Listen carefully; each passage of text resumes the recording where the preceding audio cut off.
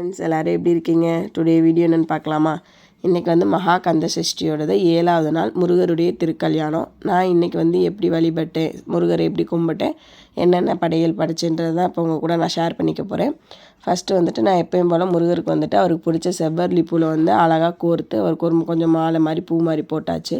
Next நான் இன்றைக்கி தான் வெற்றிலை தீபம் போட்டேன். 6 வெற்றிலையை வச்சு அழகான ஒரு சர்க்கோணம் போட்டு வெற்றிலை தீபம் ஏற்றியாச்சு.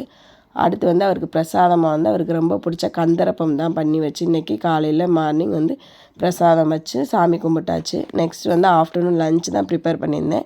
அதுக்கு வந்து எல்லா வெஜிடபிள்ஸும் போட்டு அவியல் ஒன்று பண்ணியிருந்தேன். அப்புறம் எப்பயும் போல் ஒரு வாழைக்காய் கூட்டு, நெக்ஸ்ட் வந்து பொட்டேட்டோ ஃப்ரை பண்ணியிருந்தேன்.